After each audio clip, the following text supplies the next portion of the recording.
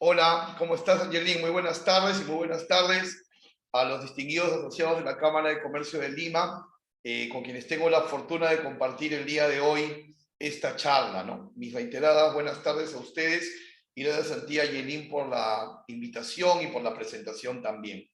El día de hoy vengo junto con la compañía ML Exports and Imports para hacer la mesa de asesoría virtual y poder hablar juntos de cómo calcular nuestros costos de importación, ¿no? Estamos hablando de los costos operativos de una importación. Así que hoy hablaremos de cálculos de fletes marítimos, hablaremos de cálculos de fletes aéreos, hablaremos de gastos de descarga, de almacenaje, hablaremos de costes de seguro, de costes de transferencia y lo más importante y con lo que será engalardonada esta tarde, sus preguntas para poder disipar sus dudas, ¿no? Como bien lo dijo Angelín al inicio, las preguntas serán al final, luego del desarrollo. Así que por favor, mientras vamos avanzando y por ahí se les ocurre una pregunta, van tomando nota o la van escribiendo y así al final podemos pues ayudarlos a todos. Muy bien, vamos entonces a entrar en materia. ¿Y por qué es que nosotros debemos de costear la importación de la manera más prolija posible, ¿no? Básicamente porque creo que aquí como empresarios todos sabemos que la gran finalidad por la cual nosotros hacemos un negocio es para lucrar, ¿correcto? O sea, definitivamente todo negocio tiene como objetivo el lucro, ¿no? Si por ahí decimos que hacemos negocio para satisfacer necesidades, es verdad, pero yo satisfago para que me compren, ¿no? Para poder vender. Si yo hago productos a la medida, es para poder vender. Si yo quiero que recuerden mi marca, es para poder vender, ¿no?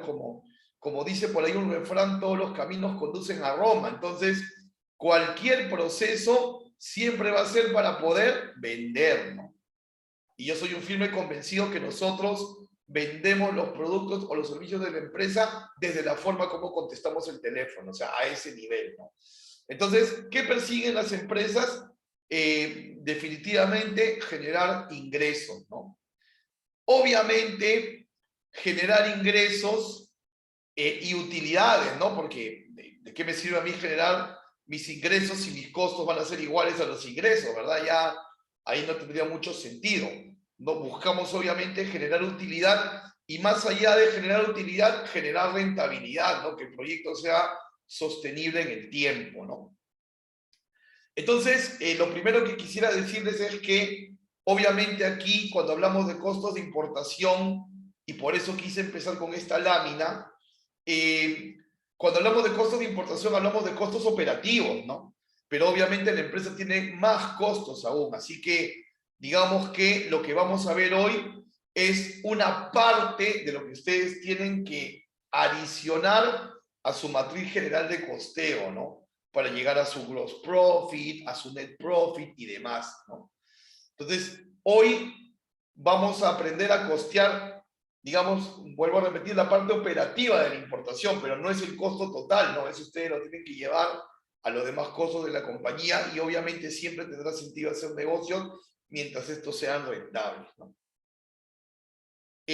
Vamos entonces ya a entrar en materia para hablar de los costos logísticos.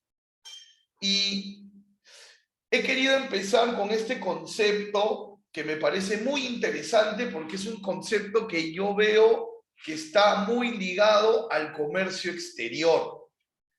Porque obviamente, pues, libros de costos hay muchos, teorías y definiciones también. Pero créanme que esta de aquí es la que, a mi modo de ver, tiene mucha más, digamos, está mucho más ligado al comercio exterior. Me voy a explicar por qué.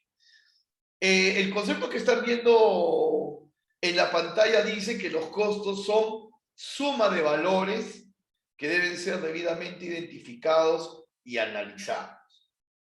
Entonces, aquí hablamos de sumar bien, de identificar y de analizar. Y en una importación, mis distinguidos asociados de la Cámara de Comercio de Lima, En una importación, sumar, identificar y analizar tiene doble sensibilidad. ¿Por qué? Fíjate, vamos a suponer que nosotros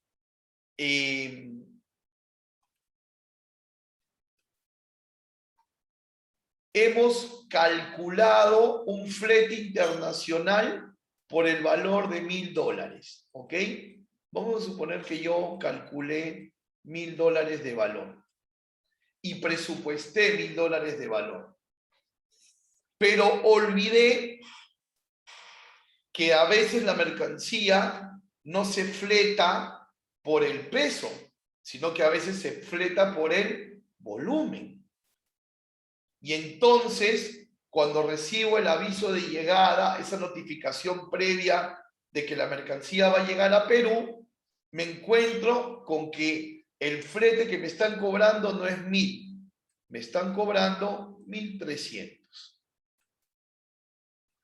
Y yo digo, ¿por qué? Si yo presupuesté 1000, yo calculé, a mí me dijeron $5 por kilo en aéreo y son 200 kilos, 200 por 5 nos da esa cantidad, 200 por 5 nos da $1000.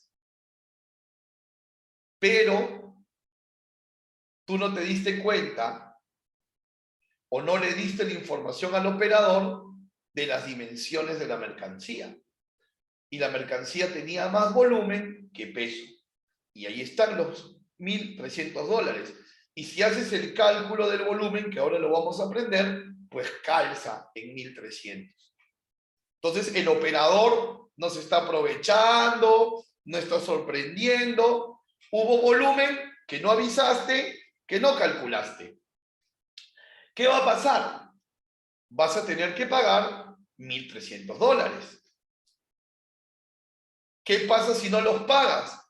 No se te va a entregar el documento de transporte original. Y sin el documento de transporte original, no puedes hacer la nacionalización del producto. O sea que, en palabras más simples, si no pagamos el flete, la operación se queda frustrada en ese punto. Nos queda absorber ese costo adicional, que en realidad no es un sobrecosto, es un mal cálculo, un mal presupuesto, por eso decía sumar, identificar y analizar. Entonces, no nos queda más que pagarlo. ¿Y de dónde va a salir? De la utilidad.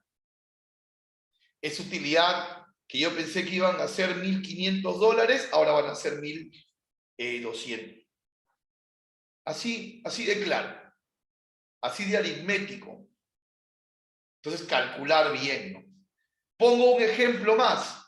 Vamos a suponer que tú calculaste arancel 0, porque ibas a presentar certificado de origen de un producto que estás trayendo de China. Vamos a poner el ejemplo, ¿no? Entonces, ¿qué resulta?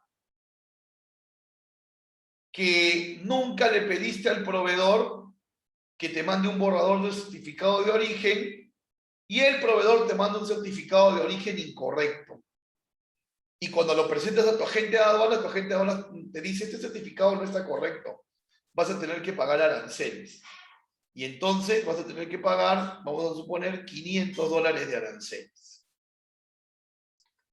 Sí o sí los vas a tener que pagar, porque si no pagas tributos, no puedes continuar el proceso aduanero. O sea, si tienes, por ejemplo, si despachaste anticipado y tienes verde, pero no pagas los tributos, no puedes retirar la mercancía. Si tienes naranjo o rojo y no pagas los tributos, no puedes pasar los aforos. O sea, se frustra la operación nuevamente, ¿verdad? Entonces, qué importante es, por eso les decía, este concepto que he querido compartir con ustedes, de tantos conceptos de costos que hay, pero siento que este de aquí es el que está más vinculado con la importación, ¿no? Siento que es el que está más vinculado con la importación. Muy bien. Los costos operativos que nosotros vamos a pagar en la operación, básicamente se los vamos a pagar a dos operadores, a los agentes de aduana y a los agentes de carga, que son los dos operadores principales que necesitamos contratar para poder llevar a cabo nuestra operación, ¿no? El agente de carga va a hacer la labor de transportar el producto hasta el puerto del Callao o el aeropuerto Jorge Chávez, si hablamos de aéreo, ¿no? ¿Ok? Y el agente de aduana va a tomar la posta una vez arribado el producto a Callao, el agente de aduanas lo va a nacionalizar, ¿no? Entonces, por ejemplo, ¿no? Digamos, vamos a imaginarnos un ex-work, ¿no? Recuerden que el ex-work es el Incoterm donde el importador compra en la puerta del proveedor, ¿no? ¿Qué operador necesitas para recoger en la puerta del proveedor y trasladar hasta Callao? El agente de carga, que será tu intermediario entre medio de transporte, ¿no? Y una vez arribado a Callao, toma la posta el agente de aduana. Básicamente esos dos son los que le vamos a pagar el grueso del presupuesto. Ahora, la opción es contratarlos por separado o contratar un servicio integral. Es decir, por política de mi compañía, yo puedo contratar el agente de carga hasta el puerto del Callao y el agente de aduana del puerto del Callao en adelante para la nacionalización. O contrato un solo operador, el famoso operador logístico, que me va a hacer las veces de agente de carga y de agente de aduana. Eso ya es una decisión que cada uno de nosotros vamos a tomar. ¿Ok? Si esto fuese un transporte marítimo, este agente de carga u operador, si voy a integrar, ¿cómo nos cobra ese flete? ¿Cómo lo va a calcular? Para empezar, recordemos que el comercio marítimo va a darse, en la gran mayoría de los casos, en contenedores cerrados, ¿no? Y nosotros podemos contratar los servicios de transporte marítimo en una modalidad de contenedor compartido o en una modalidad de contenedor exclusivo, ¿no? Si el volumen de lo que yo quiero trasladar por marítimo no llena un contenedor, no es rentable traerlo a un contenedor exclusivo, tendré que contratar la modalidad de contenedor compartido, ¿verdad? Donde mi mercancía va con la de otros importadores que tienen la misma necesidad que yo. En ambas versiones, contenedor compartido o exclusivo, el agente de carga va a ser el principal protagonista de la parte operativa, ¿no? Cuando es contenedor compartido, cuando es la modalidad LCL, Less Container Load, se le llama contenedor compartido, contenedor consolidado, LCL, Less Container Load, tiene varios sinónimos, ¿no? Básicamente lo que nuestro agente de carga hace es juntar en un solo container nuestra mercancía con la de otros importadores, ¿no? No tiene que tener vinculación los importadores que van juntando, ¿no? Son X importadores. ¿Y por qué hacemos esto? Para que cada importador pague solo por el espacio que ocupa o el peso que lleva. ¿Qué les quiero decir con esto? Que el flete internacional de contenedor compartido se calcula por peso-volumen establecido en metros cúbicos o por peso físico establecido en toneladas. Y los metros cúbicos van a nacer de multiplicar el largo por el ancho y el alto en metros del bulto por el número de bultos. Cuando hablo de bulto, hablo de la unidad de carga, ¿no? Si son cajas sueltas, el bulto es la caja. Si son pallets, el bulto es el pallet, ¿verdad? Así deberíamos entenderlo. Entonces, para yo determinar el volumen de una carga LCL o consolidada, multiplico largo por ancho por alto en metros y lo multiplico por el número de bultos. Y lo comparo con la cantidad de toneladas. Si los metros cúbicos, estoy seguro que están tomando nota, si los metros cúbicos son mayores que las toneladas, el flete será por metro cúbico, vale decir, por volumen. Si las toneladas son mayores a los metros cúbicos, el flete será por el peso físico, es decir, por las toneladas. En conclusión, el flete se aplica por el mayor de los dos pesos. Siempre tenemos que analizar cuál de los dos pesos es mayor. Vamos a suponer que tu proveedor te dice que ya está lista la carga y que luce de esta manera, ¿no? 3 bultos, cada bulto pesa 950 kilos, las dimensiones son 1,20 m por metro 70, y se multiplica por 3 porque son 3 pallets, ¿no? Haciendo el ejercicio, el volumen es 6.12 metros cúbicos.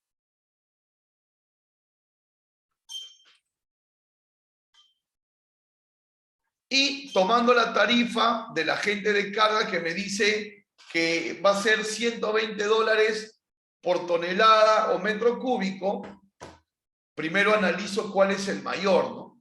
Y en este caso, los metros cúbicos son mayores que las toneladas.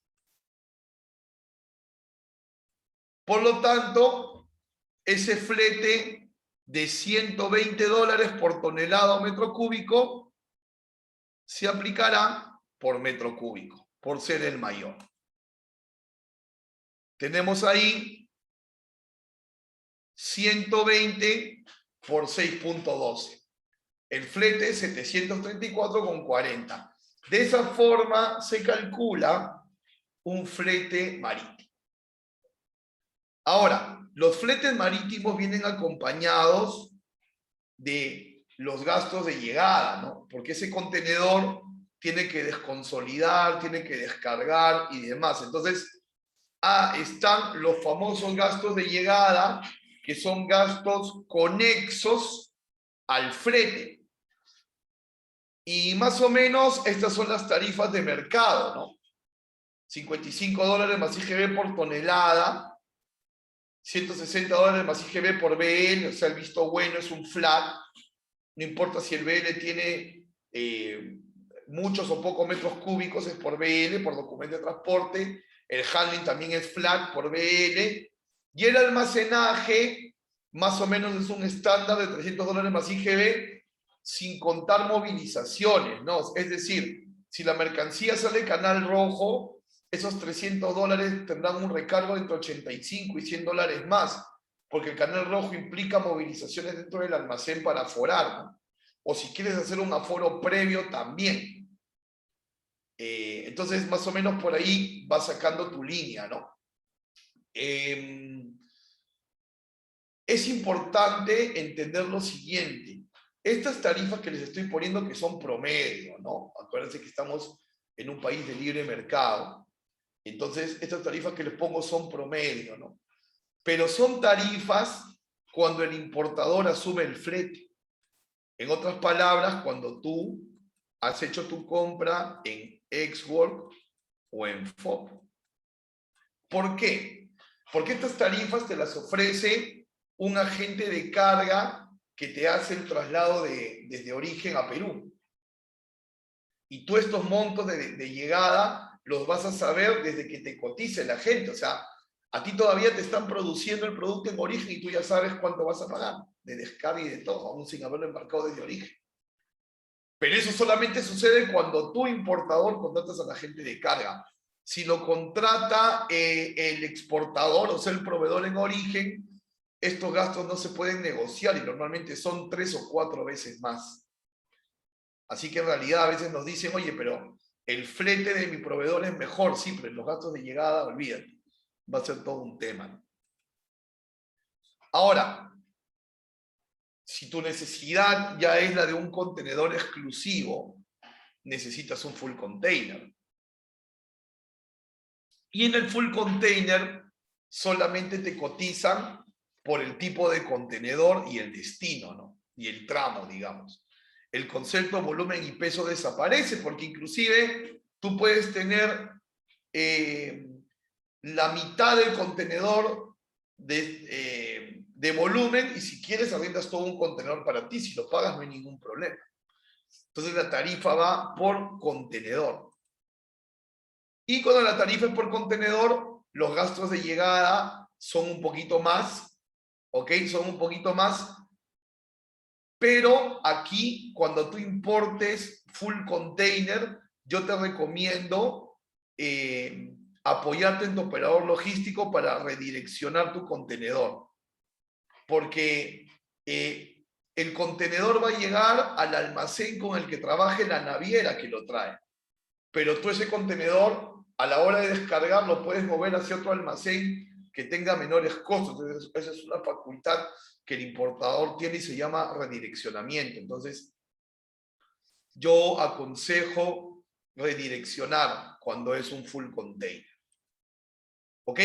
Pasemos del mar al aire y hablemos ahora de flete aéreo. ¿Ok? Ya he visto ahí un par de preguntas en el chat, así que por favor, si tenemos preguntas, las pueden ir dejando. ¿Ok? Las pueden ir dejando. En el flete aéreo, el concepto es, o sea, el principio es el mismo. Te van a cobrar por el mayor entre el peso y el volumen. O sea, hasta ahí, fundamentalmente es igual que en el consolidado, por peso y volumen, que en el consolidado marítimo, ¿no? Por peso y por volumen. Pero las unidades y la fórmula cambian. Fíjate, para hallar volumen en el aéreo, tienes que aplicar la fórmula que ves en pantalla. Largo por ancho por alto, entre 6.000 por el número de bultos. Nosotros tenemos una autoridad mundial creada por la ONU para la aviación que se llama OASI, en inglés ICAO, y ellos son los que han establecido este factor de estiva aéreo, ¿no? Y obviamente las aerolíneas trabajan en común unión con OASI y respetan esto, ¿no? Largo por ancho por alto entre 6.000 multiplicado por el número de bultos. Ese resultado te va a dar centímetros cúbicos o peso volumen, ¿no? Y si es mayor que el peso físico que se expresa en kilos, te cobran por volumen. Y si no, te cobran por el físico. O sea, en esencia es muy similar, pero la fórmula es la que cambia, ¿no? Por ejemplo, si nosotros tenemos dos productos que queremos traer en un solo vuelo, un producto de 150 kilos y uno de 90, en total esto sumado nos da 240 kilos. Queremos traer esto a Perú y el flete aéreo es $12 por kilo o por volumen, o sea, por los kilos o los centímetros cúbicos, ¿no? Y resulta que el embarque viene en 5 cajas, 3 de ellas dimensionan 80 por 60 por 25, una de ellas 85 por 72 por 30, perdón, 2 de ellas. Permítanme repetir, 3 cajas de 80 por 60 por 25 y 2 cajas de 85 por 72 por 30. ¿Ok? Son 5 cajas, 3 de determinadas dimensiones, 2 de otras determinadas dimensiones. Desarrollamos aquí la fórmula, como pueden ver, y nos resulta que en centímetros cúbicos tenemos 121.2, pero en peso físico tenemos 240, esto ya lo habíamos calculado. Por lo tanto, para este caso hay más peso físico que volumen, ¿ok? Más peso físico que volumen, entonces se aplica por kilos, el volumen queda fuera. para este caso, ¿no? 12 por 240, $2.880. En el tema del flete aéreo, ¿no? En el tema del flete aéreo. Ahora, la mercancía ya llegó a Perú y necesitamos contratar a un agente de aduana, ¿no? Recuerda que el agente de aduana es obligatorio cuando el valor FOB de tu importación supera los $2.000. Cuando el valor de tu importación es $2.000 o menos, el agente de aduana es opcional. Puedes contratarlo o puedes no contratarlo, ¿no? Y el agente de aduana te cobra una comisión para el agenciamiento de aduana, una comisión basada en el valor CIF. Vamos a suponer, para fines prácticos, que tenemos un agente que nos cobra 0.7% del valor CIF, o sea, de la suma del FOB más el flete y el seguro, y mínimo $100. O sea que si ese 0.7 no llega a 100, mínimo te cobran 100. Entonces, por ejemplo, como podemos ver aquí, de abajo hacia arriba, para un CIF de $98.500, tengo una comisión de $689,50. Para un CIF de 32.224, ¿no? Aplicando el 0.7. Y para una de 2.200, que es un valor pequeño, tengo el mínimo de 100, ¿no? Claro que este 0.7 es negociable, ¿no? Es negociable. Pero llegamos a la conclusión que el costo del agenciamiento de aduana es directamente proporcional al valor CIF. A mayor valor CIF, mayor coste de agenciamiento de aduana. ¿Ok? Mayor coste de agenciamiento de aduana. Vamos a revisar otros costos operativos importantes. Por ejemplo, el tema de las transferencias, ¿no? Eso también forma parte del costo operativo de importación y debería ser agregado a las matrices de ustedes, ¿no? Por ejemplo, digamos, si yo hago pagos T sobre T, que son transferencias bancarias, donde normalmente le doy un adelanto al proveedor y luego un saldo, básicamente me van a cobrar entre 30 a 40 dólares por envío, ¿no? Supongamos que sean 40 dólares, si yo le hago una transferencia de adelanto al proveedor y luego el saldo, tengo un costo de transferencia de 80 dólares, 40 por 2, 80, ¿no? Pero si de repente negocio carta de crédito con alza documentaria, normalmente en promedio en el banco estos tienen un coste del 0.25% del valor factura, mínimo 150 o 200 dólares. Es importante considerar también este tipo de tarifas. Otro costo importante también es el tema de los seguros, ¿no? Nosotros deberíamos, en teoría, asegurar todas las importaciones que hacemos. ¿Por qué razón? Mira la tabla que te estoy compartiendo en pantalla. Fíjate, según las reglas de la Haya, si una naviera te estropea tu mercancía, te tiene que indemnizar $2.76 por kilo. Fíjate, o sea, las normas internacionales lo obligan a indemnizarte, sí, pero $2.76 por kilo, o sea, no por el valor. Y lo mismo pasa en el tema aéreo. Te indemnizan por el peso y no por el valor. Entonces, claro, si la naviera estropea mi mercancía, si la aerolínea estropea mi mercancía, yo a través de mi operador puedo iniciar un proceso de reclamación, sí. Pero la indemnización va a ser en base al peso, porque así las normas internacionales lo dicen. Yo necesito contratar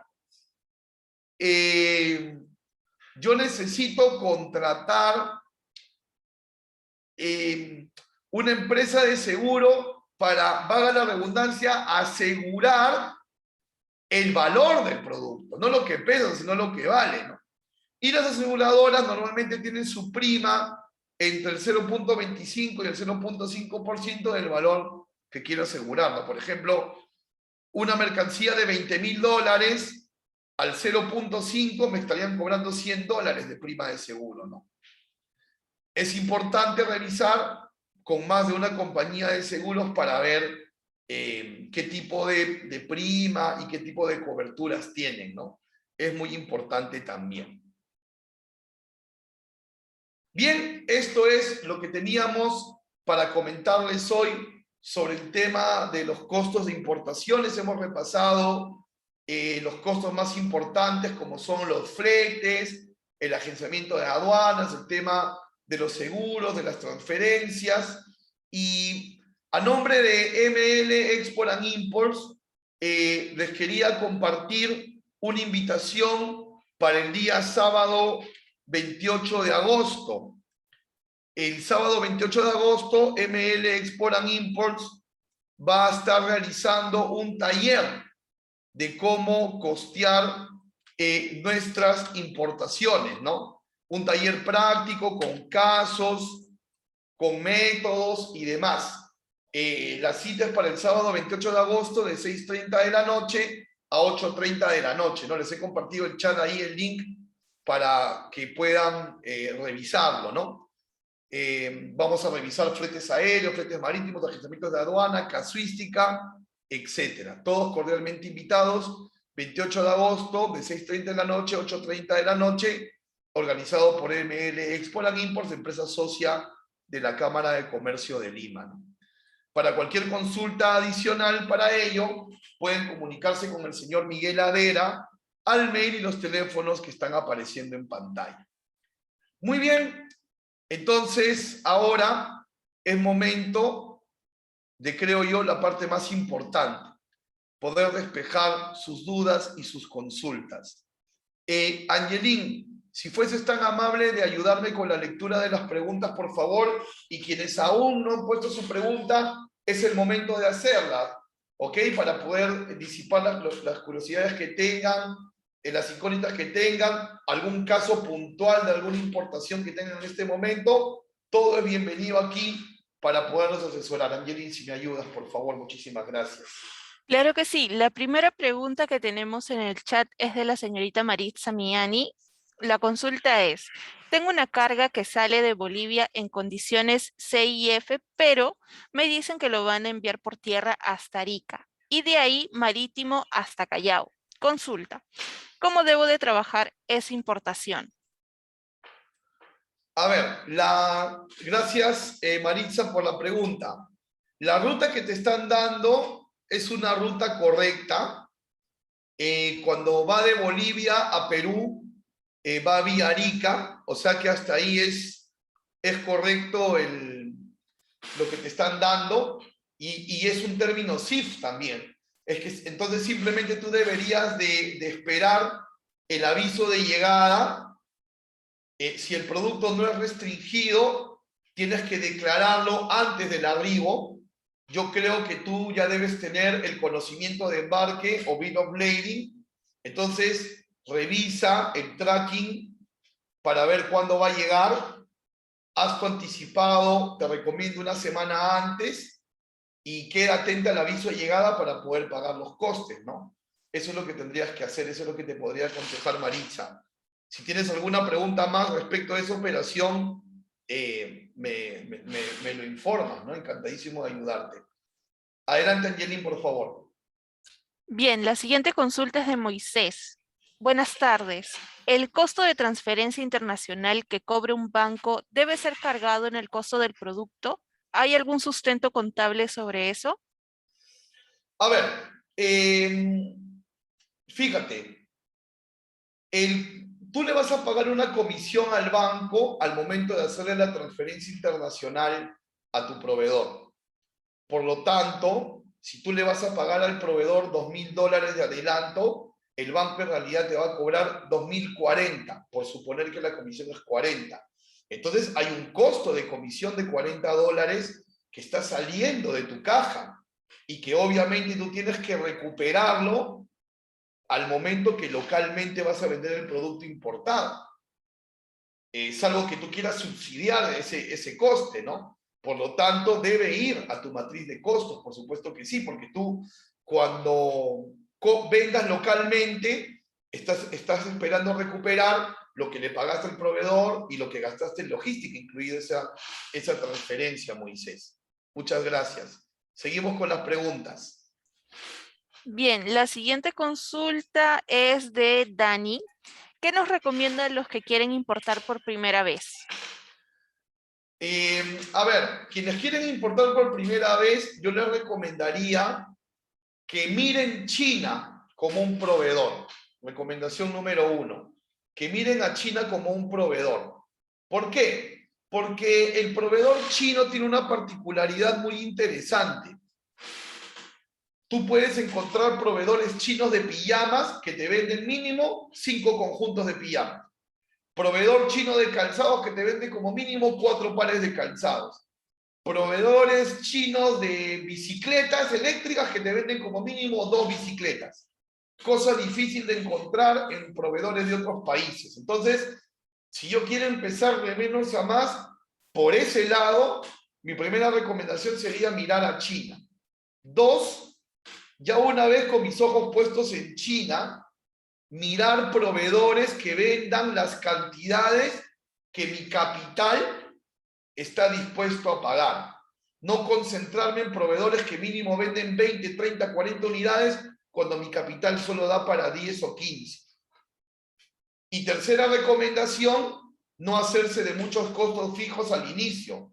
Tú puedes importar, almacenar en casa e ir vendiendo de manera virtual los productos, ¿no? Salvo que me digas que vas a entrar al negocio de algún producto farmacéutico que sí, la ley te obliga a almacenarlo en un recinto con ciertos criterios técnicos, ¿no? A una primera pincelada es, Dani, lo primero que te podría recomendar.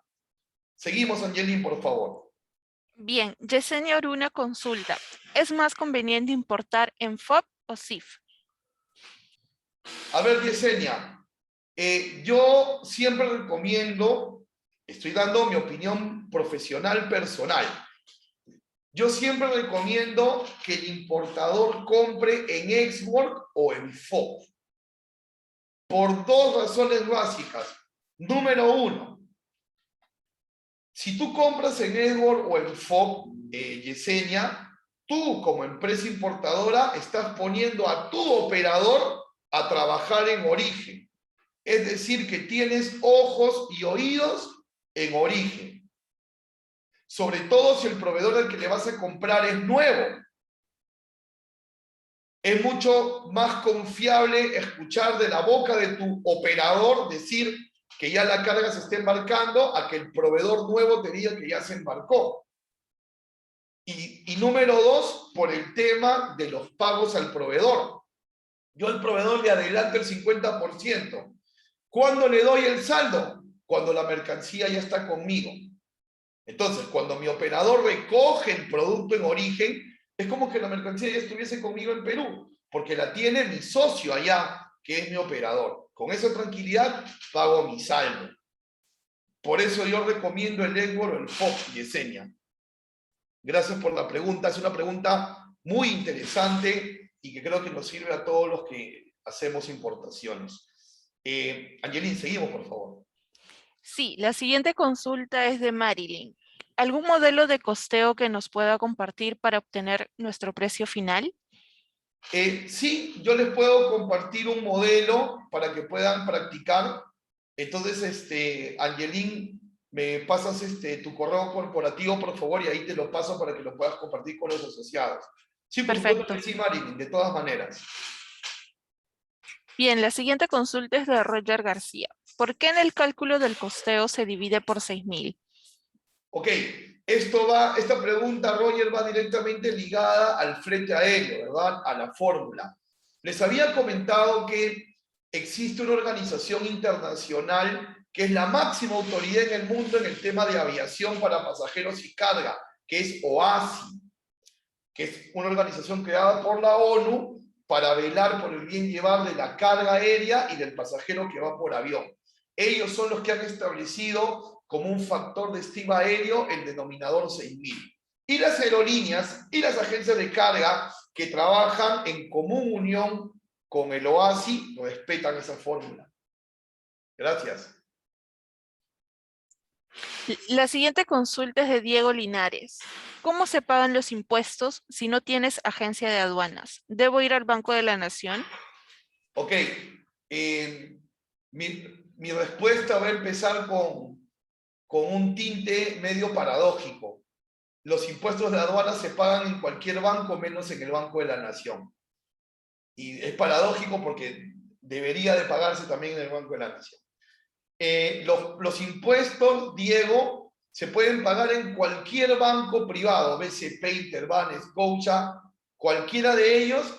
Tú vas con tu declaración aduanera así impresa como la que ves aquí, te ponen tu vouchercito, o si no la quieres imprimir, desde tu celular al cajero que está ahí contigo, le dictas el número de declaración, lo busca en su sistema y te cobra. Te cobra en soles el tipo de cambio del día que vas a pagar. Esa es una manera. Y la segunda es que te puedes afiliar al pago electrónico por la ventanilla de la SUNAT. ¿Ok? ¿Cuál es la diferencia? Que si vas a la banca física, a la banca tradicional, lunes a viernes, de 9 de la mañana a 3 de la tarde, y algunos bancos solo hasta las 5. Entonces, sábado o domingo no puedes pagar. A esta hora ya no podrías pagar hoy tampoco. Pero en afiliándote al pago electrónico por SUNAT, es casi como un restaurante de caldo de gallina, 24 horas, las ventanillas virtuales para poder pagar. Diego, así que esa es la manera, ¿no? En la que puedes pagar cuando haces despachos simplificados, ¿no? Porque tu pregunta va un poquito por ahí, ¿no? Cuando trabajamos sin agente de aduana. Siguiente pregunta, por favor. La siguiente consulta es de Isabel Cabrera. Por favor, indicar cuándo se aplica póliza de seguro individual, de tabla o flotante. Ok, a ver, los impuestos se calculan sobre el valor CIF, o sea, se calculan sobre la suma del FOB, el flete y el seguro. Como no es obligatorio el seguro, si tu mercancía viene sin seguro, ahí es donde se aplica el seguro de tabla de aduanas, para tener un monto de seguro ficticio que nos permita a nosotros formar la base imponible. Es un seguro de tabla, no es un seguro operativo, ¿eh? Pero si tienes seguro, vas a poner el valor de la prima de la póliza si es un seguro individual. O sea, si es un seguro que solo está asegurando ese embarque. Si es una póliza flotante, o sea, a la que alberga muchas operaciones, puedes hacer un prorrateo de ese monto. Es así como se aplica, Isabel. Muchas gracias por la pregunta. Bien, la siguiente consulta es de Santos Canales. Una persona natural, a ver, ¿cuánto es el valor que puede importar? Me dijeron que era menos de $1000 y no pagaba impuesto. ¿Esto es cierto? A ver, una persona natural sin negocio, hay que hacer ahí la aclaración, una persona natural sin negocio puede importar con su DNI 3 veces en un año calendario, mientras cada vez no pase de 1000. Maritza, cuidado que te caes del ascensor, no te vayas a resbalar, cuidado. A ver, una persona natural sin negocio, con DNI, puede importar hasta 3 veces en un año calendario, siempre y cuando cada vez no pase de 1000. Y si pasan de $1000, una sola vez. ¿Ok? Las personas naturales sin negocio. Pero la persona natural con negocio, que tiene RUT 10 con negocio, siempre y cuando no esté en el RUS, sino en el especial de renta, en el general de renta o en el MIPE tributario, puede importar libremente las veces que quiera. Independiente de ello, de ser natural con negocio o sin negocio, independiente de ello, cualquier importación de $200 o menos no paga impuestos. ¿Ok, Santos? Espero haber podido responder a tu pregunta. La siguiente consulta es de Jessica Andrade. Buenas tardes. Para los que estamos interesados en aprender más sobre las importaciones y todos los pasos que conlleva, ¿hay algún curso que nos recomiende para los que por primera vez estamos aprendiendo sobre este tema? Ahí Angelín tiene mejor respuesta que yo para esa pregunta, definitivamente. Así que con Angelín pueden canalizar esa consulta para ver los talleres de info de la Cámara. Así es, Definitivamente. efectivamente contamos con las grabaciones. De hecho, si me escriben mi correo, lo he compartido también en el chat al inicio del evento. Me pueden escribir y les puedo compartir las grabaciones de los diferentes talleres que hemos estado realizando. Hay un profesor Raúl Privat que dicta una parte de ese taller. Así es Así es. correcto. Ok, seguimos con las Bien, preguntas. Rocío Díaz consulta. Vamos a traer un consolidado marítimo LCL si entre los productos viniera un producto restringido que no me dan el permiso de internamiento ingreso, ¿se puede sacar el resto de las cosas en caso lo otro no lo pueda sacar? Qué buena pregunta. Qué buena pregunta. Fíjate, Rocío, tienes que tener mucho cuidado. Te lo pongo de esta manera. Si tú estás trayendo 5 cajas sueltas, ¿no? Permíteme poner un ejemplo y luego tú adaptas a tu realidad, ¿no? Si tú estás trayendo 5 cajas sueltas y en una de las cajas está el producto del que no te están dando permiso, cuando la carga llega, haces el desglose. Nacionalizas 4 y la otra la dejas en stand-by, pero cuidado con el abandono legal. ¿Ok? Pero si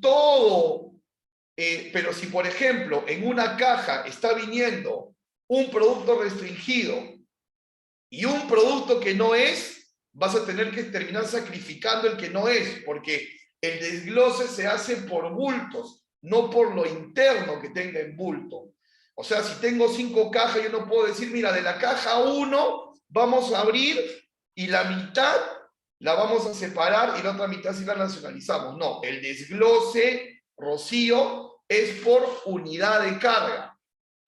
Por unidad de carga. Oh, espero que me hayas entendido, Rocío, si no, de repente me puedes escribir para explayarte lo mejor. Pero para no complicarme tanto con la pregunta, sí se puede, ¿no? Simplemente desglosas y nacionalizas lo que no necesita permisos o que sí los tienes y dejas aparte el otro, ¿no? Siempre y cuando no estés rompiendo una unidad de carga, como te decía, ¿no?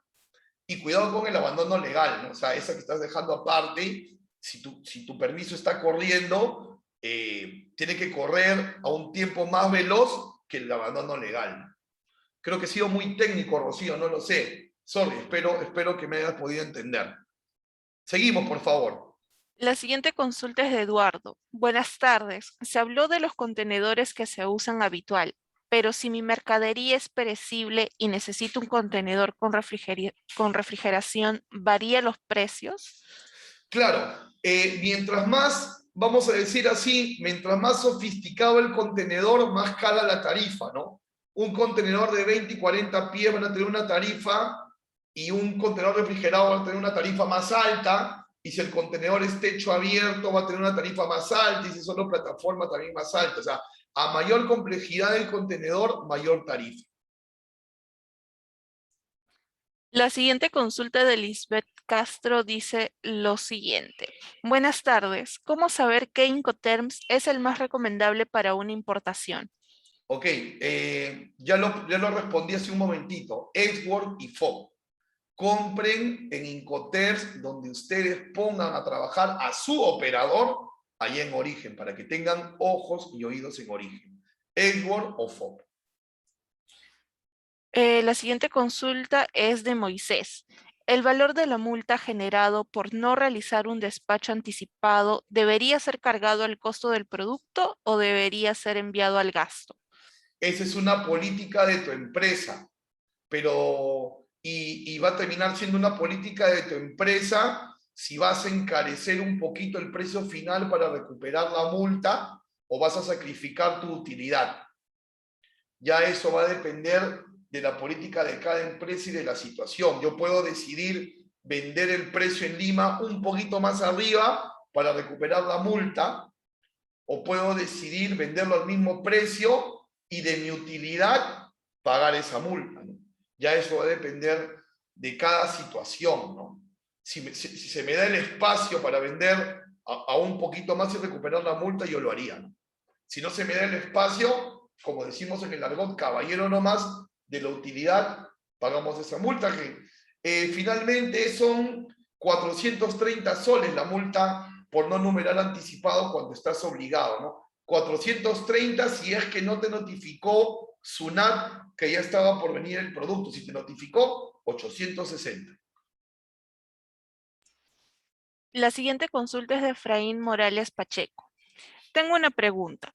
¿Necesariamente tengo que pagar las comisiones del banco por envío y al otro lado retiro? Los bancos le cobran a ambos. El banco te va a cobrar a ti, Efraín, por transferirle a tu proveedor, y a tu proveedor su banco le va a cobrar una comisión por retirar esa transferencia, ¿no? Ahora, ¿quién asume las comisiones? También es algo que se puede negociar, ¿no? De repente, tu proveedor te dice, ya no importa, mándame 1.200 y yo sé que voy a recibir 1.150 porque el banco te va a cobrar 50. Ya yo como proveedor tuyo lo asumo, o tienes que pagar el extra. O sea, ¿quién asume las comisiones? Es algo que se tiene que negociar, no es algo rígido. Bien, la siguiente consulta es de Marilyn. ¿Cómo comprobar o validar que una empresa china existe y que no nos va a engañar, como han sucedido muchos casos de estafa de supuestos proveedores chinos? Claro, claro. A ver, existen validaciones de proveedores, incluso la Cámara de Comercio de Lima tiene un servicio para sus asociados para poder levantar información comercial, financiera y contable de proveedores. Es decir, la Cámara hace verificación de proveedores. Pero adicional a ello, hay tres cosas que yo te aconsejaría. Uno, si el proveedor te dice, págame por Western Union, ya ahí nomás, hermanito. Ahí nomás lo dejas. Dos, si el proveedor se presenta con el nombre Z y al momento que ya tú le vas a transferir el adelanto te dice, deposítales a la cuenta de X, también ahí hay una alerta. Y ahí nomás deberías de dejarlo. Y tres, que el proveedor sospechosamente no te permita que le compres en Edgor o en FOB, que él insista sospechosamente en decir, no, yo te lo mando hasta Callao, yo te lo mando hasta Callao. Esos tres son síntomas que deberían de hacernos sospechar. Pero para algo mucho más profundo, validación de proveedores, Marilyn. Gracias. Bien, la siguiente consulta es de Manuel Yupanqui. ¿La comisión por transferencias incluye en el precio ex-work?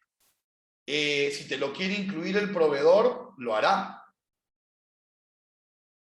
Eso va a depender del proveedor, no hay una regla para eso. Bien, la siguiente consulta es de Guadalupe Zúñiga. ¿Cuánto es el monto máximo permitido por importación para no pagar impuestos aquí en Perú? ¿$200 incluido el flete o no? $200 FOB, o sea, sin incluir el flete. O sea, si tú compras $180 de producto, el flete te vale 50, tienes 230, ¿verdad? Pero no vas a pagar impuesto porque a 230 le quitas el flete y te queda menos de 200. O sea, es el valor del producto. Kevin consulta. ¿Cuáles son los sobrecostos logísticos más conocidos y cuáles hay que evaluar en una importación? ¿Cuáles son los sobrecostos logísticos más conocidos y cuáles hay que evaluar en una importación? A ver, un sobrecosto podría ser el volumen del peso volumen cuando no lo sabes calcular. Otro podría ser los gastos extras en el almacén cuando hay canal rojo, ¿no? Porque el almacén tiene que movilizar la mercancía y ahí hay costos extra. Otro costo extra puede ser cuando te pasas de los días libres, ¿no? Los almacenes te dan 10, 15 días libres. esos son los que deberían de evaluar. Es decir, trabajar en una dinámica donde no superemos los días libres y ser muy ordenados para empezar a ganarnos un buen récord y no tener rojo, ¿no? Por ahí iría Kevin el asunto. Catherine consulta, ¿qué agencias logísticas nos recomiendas para importar? Agencias seguras y rentables. Bien, a ver, obviamente nombres no, pero sí perfiles, ¿no? Sí perfiles.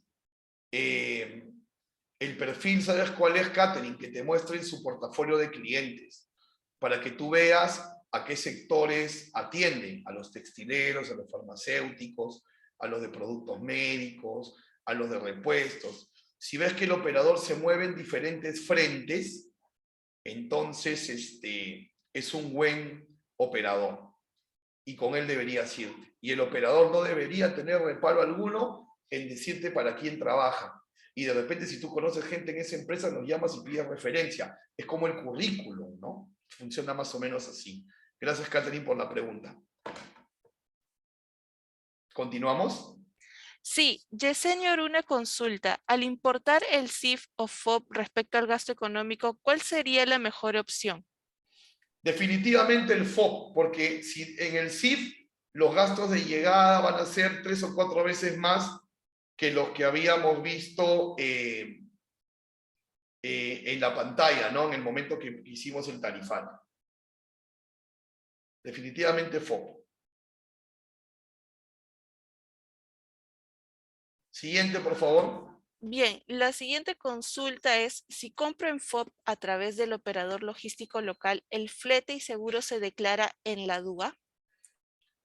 Siempre se declara flete y seguro en la DAM. En la importación tenemos que declarar el valor en aduanas, que es el FOB más el flete y el seguro. Y en algunos casos el ajuste de valor. Y el FOB, el flete y el seguro se declaran independiente de quién esté asumiendo el flete y el seguro, ¿no? Independiente de ello siempre se tiene que declarar.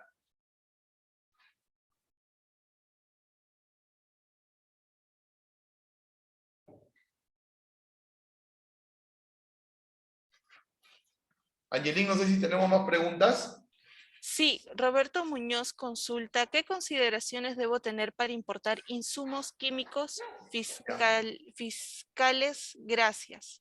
Ya, los insumos químicos fiscalizados, los IQF. Primero tienes que mirar la lista. Hay un decreto supremo con la lista, ¿no? Si tus productos contienen esos insumos, necesitas unos permisos previos, ¿no? Para poderlos importar. Pero primero cerciórate que estén en esa lista.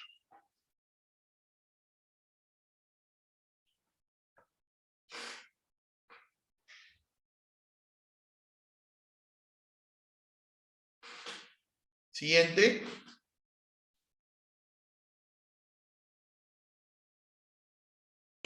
La señorita Catherine consulta, con respecto a los seguros de mercancía, ¿desde qué valor FOB de la mercancía nos recomienda asegurarlo? Y con su experiencia, ¿qué empresa aseguradora nos recomienda? A ver, en teoría todas las mercancías deberían de asegurarse, pero digamos, para que no le haga mucha yaya a tu utilidad, yo creo que un buen criterio sería asegurar mercancías a partir de $5.000 de valor, ¿no? Podría ser un criterio. Nuevamente, empresas no te puedo decir, pero perfiles sí, ¿no? Una empresa de seguros que asegure el 100% de la mercancía, inclusive hasta el 110%, porque las reglas de los seguros permiten asegurar el 100% del valor y 10% más por lucro cesante. Busca ese tipo de aseguradoras, que pueden ser las que tú conoces de seguro de vida. En Perú, ellas también hacen seguros de comercio exterior. La siguiente consulta es, ¿podría explicar la importancia del BL o ABB y de qué depende que el gasto de transferencia bancaria sea AWAR o SHA? A ver, la importancia del BL o que es el conocimiento de embarque marítimo o de la guía aérea, el Will Bill, la importancia es que es un documento aduanero indispensable para poder numerar. En el artículo 60 del Reglamento de la Ley General de Aduanas, en el inciso A, numeral 2, es documento de transporte un requisito indispensable. Entonces, el documento de transporte no solamente va a probar que hay un contrato de transporte con una determinada cantidad, peso, volumen de mercancía hacia un determinado destino, sino también un documento aduanero.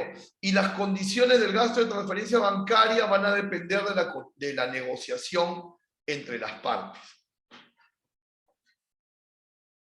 Bien, la siguiente consulta ¿es indispensable registrarnos en SUNAT como importador-exportador cuando somos persona con negocio? No es indispensable, no se te va a parar la mercancía por no hacerlo, pero te toma un minuto entrar a tu clave Sol y ponerte en actividad de comercio exterior. Así que es mejor hacerlo, ¿no? Una mercadería que no lo retiro, ¿hasta qué tiempo puedo retirarlo? ¿Hay plazos o lo remata la SUNAT? Una mercancía que ya llegó, tienes 15 días para declararla desde el día siguiente que descargó, si no cae en situación de abandono legal. Y si ya iniciaste el trámite y no lo culminas en 30 días, también cae en situación de abandono legal. No siempre la SUNAT lo remata. Si es un producto restringido, por ejemplo, medicinas, le entrega al Ministerio de Salud, o sea, le entrega al sector competente, ¿no? No siempre lo remata. Bien, por temas de tiempo vamos a dar acceso a 3 preguntas más. Vamos a escoger de manera aleatoria las consultas que han ingresado, ¿bien? La siguiente consulta es de Delcy. Buenas tardes. ¿Hay convenios libres de algún impuesto con países de Latinoamérica?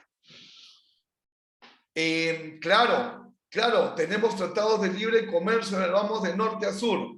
Tenemos tratados de libre comercio con Canadá, con Estados Unidos, con México, con Costa Rica, con Panamá y en Sudamérica con todos, ¿no? Sí, claro, casi con toda la región tenemos certificado, tratado de libre comercio y se puede aplicar arancel cero, ¿no? La siguiente consulta es, ¿cómo identificar si estoy pagando costos excesivos en almacenaje u otros por responsabilidad de mi agente de aduanas? A ver, por ejemplo, si te has pasado de los días libres de almacenaje, tendrías que analizar por qué tu agente de aduanas se demoró tanto, ¿no? Y si esa demora va por el lado de tu agente y no por tu lado, entonces obviamente él lo ha cometido, ¿no? Básicamente, una mercancía se puede nacionalizar en 4 o 5 días después de arribada. No debería de haber mayor problema con eso, ¿no? Bien, vamos a dar paso a la última consulta del usuario Mitor. ¿Cuál es su opinión por el alza de precios de contenedores de China? Lo que sucede es que no es una opinión, es un efecto económico, ¿no? Nosotros que estamos dentro del mundo de los negocios tenemos que entender las reglas de juego, ¿no? Es como querer ser futbolista y pretender sacar el córner con la mano, ¿no? O sea, nosotros no vamos a cambiar las reglas de juego. Y la economía, y en la economía, cuando la demanda se reduce, muchas veces el precio empieza a subir. Y eso es lo que ha pasado. Al reducirse la demanda de contenedores en el mundo, las tarifas de flete se han disparado, ¿no? Esta compresión de demanda de contenedores obviamente se ha dado por la pandemia, ¿no? Eso es lo que está pasando. Entonces, en realidad, yo no puedo dar una opinión porque es la regla de juego, ¿me entiendes? O sea, funciona así, la economía tiene esas leyes, ¿no? Y mientras los mercados no se sigan normalizando, esos fletes van a seguir hacia arriba, ¿no? Mientras se aperturen más las economías nuevamente y la demanda de contenedores empieza a nivelarse, esos fletes van a bajar definitivamente.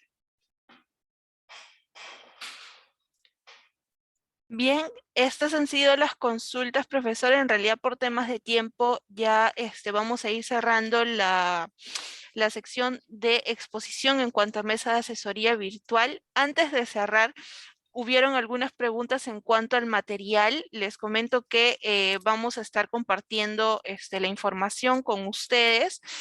Lo vamos a estar enviando a sus correos electrónicos para que puedan tener el acceso a la información. Bien, del mismo modo vamos a estar compartiendo los enlaces también del ABC de Comercio Exterior, que son talleres grabados que realizamos hace un tiempo en realidad, para que todos ustedes también puedan tener conocimiento de ello. Bien, profesor, no sé si usted gusta dar algunas palabras antes de cerrar el taller de hoy, el evento de hoy, perdón. Agradecerles por la invitación, agradecerles también por las preguntas. Espero de todo corazón que la información les haya parecido clara, concisa, información que los empodera, y felicito su perseverancia, ¿no? Si hay algo que todos los empresarios en común debemos de tener, es seguir tirando para adelante la rueda, ¿no? Y la presencia de ustedes hoy me hace entender de que son perseverantes, como todo empresario lo debe ser, al margen de cualquier condición. Así que siempre para adelante. Dios los bendiga grandemente, un fuerte abrazo. Seguramente ya nos estamos viendo en otra Muchas oportunidad. gracias, profesor. Gracias. Hasta Muchísimas luego. gracias.